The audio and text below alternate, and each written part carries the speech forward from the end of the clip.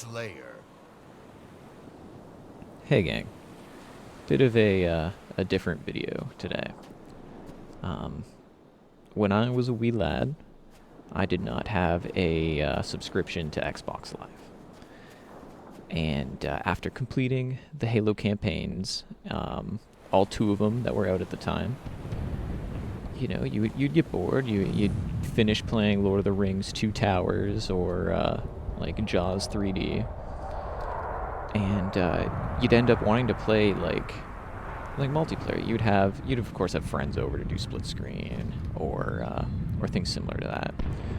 But as someone who did not have like great internet or a proper subscription back in the day, or couldn't really afford one because you're a child, this is what you were left with for your multiplayer experience for the most part, especially if you were only child like myself.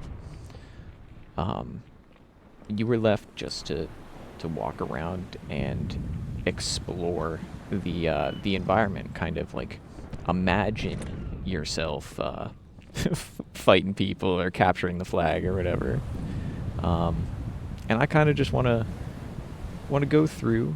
Maybe this will be one video where we just go through Zanzibar because this was the map I ended up playing the most, or maybe we'll make this into a little series.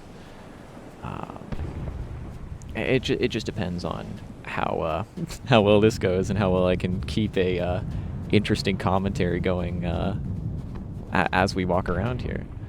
So, I guess the first thing I can talk about as we explore it, the beach specifically. You have these signs that have a shark on them. Now, as a kid, I really enjoyed the Jaws movies, and because I was like a between 7 to 11 year old, um, I was also kind of terrified of sharks as well. And I would see videos on YouTube or like a few friends talk about, oh, there's a shark on Zanzibar, and if you hang out in the water too long, or you figure out a way out of the map, and you get killed by a shark or something, or it'd be like a white elite. Um, but of course that's not true. None of that happens. You can't even really get yourself underwater too much here, I don't think. There's sort of an upper limit, not as far out as the silent cartographer, but you can go a decent bit out where you just like, as a kid, you just start getting uncomfortable over here. It's like, oh, I don't wanna keep going. I might die or something.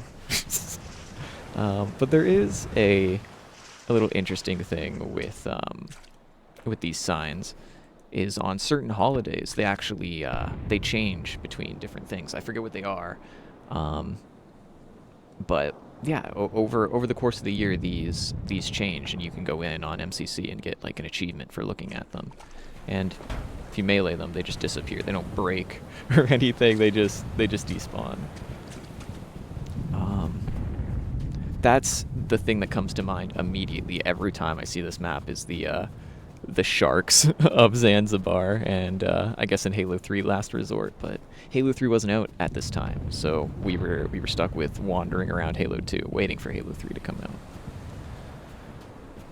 But this map in general has a sort of like eeriness to it. I guess people want to call it liminal space, or liminal spaces now. And I guess that is like sort of a proper term, but I mean, listening to the environment here and just taking it in for a second, there is some sort of uneasiness. I get as well. It's supposed to be like setting wise. We are in old Mombasa, kind of near where like the Covenant were invading and stuff. So makes sense. There's like uh, bullets being shot in the background, bombs going off, planes flying by. But something about like the industrial brutalism of this area with those like ambient sound effects makes it so desolate here, almost like it's a stalker game or something. Like you're gonna find some weird creature going around here. Something you may notice if you are a bigger Halo 3 fan than you are Halo 2 or any of the subsequent games. I think most of them contain this, but there is no middle section here where you would use to like get the grav lift and the brute shot and fly up behind people to grab the sniper here. This was just like a power position, I guess, where you could hang out there. Not that 7 to 11-year-old me would know too much about power positions or anything at this time, because there was nobody to play against. Up through here as well, another change that they add later on is that that kind of catwalk that goes around. That's not here in this version. You kind of just have this this bit of rock, I guess, that sticks up. And I don't know, it's just some sort of like, maybe it's like a mudslide that came down and took out the rest of this, but it's also kind of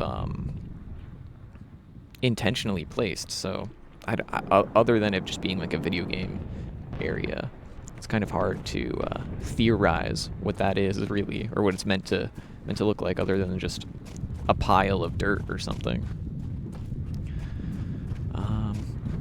I did miss the big kind of centerpiece turbine. I guess we can have a look at that. Now, everybody and their mother, and not only their mother, their father, their dog, their cat, their grandmother. Did I say grandmother twice? They take that way up to get around, right? That's the cool looking proper way. But as a child, when you're wandering around and you don't really think about those things, your first kind of experience might be like getting up to here and being like, what the hell? What am I supposed to be doing here? If you are like listening to this while trying to sleep or something, I'm very sorry, because this is going to be a loud noise. But like coming up to this and hitting this for the first time was one of the first experiences I had to a jump scare.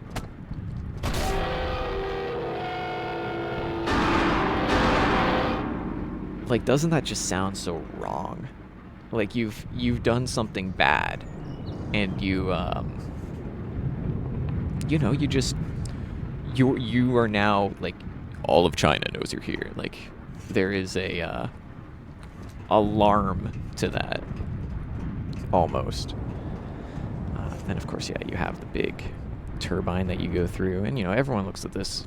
It is, on its own, it is very, like I said, brutalist and eerie. But everybody sees this, and you're used to it by now. This is like home. Through here into the actual, like, proper foundry building, if I remember. Yeah, you have like this really weird Half-Life 1 inspired, like, generator, I guess. Like, I know this is what the turbine is powering, because it's spinning as well. Are those synced up, actually? I wonder. Can you see that? So you get both of these on screen at the same time? Oh, kind of. No, so these are spinning much faster. But yeah, another moment in Zanzibar that that was quite scary as a kid was hitting this button and then seeing this screen, listening to all this come up. Like, it's like 8 o'clock at night. You're playing alone in your room, and once again, you just hit a button and you jump out of your skin. And then reading this, with a terrified child mindset, actually ends up sounding kind of creepy. But as I read it to you in a second here, you're going to you're probably going to realize what a dweeb I really was back then. A total FU exception has occurred at your location. All system functionality will be terminated. Press any key to power cycle the system. If the system does not restart, scream at the top of your lungs and pound on keypad. If you need to talk to a programmer, press any other key. press any key to continue. You know, reading like Scream at the top of your lungs after that, and you know, you've been wandering this area, there's all these like caution, right? Like this was scary. Like this was genuinely like almost like a early amnesia experience when before the monster comes out, right? Like you're just hitting buttons and you don't really know what you're doing. Like this was scary. Is there any other locations like that? You know, you're walking around, you see like flick the switch. Like you start seeing these things, and it's eerie.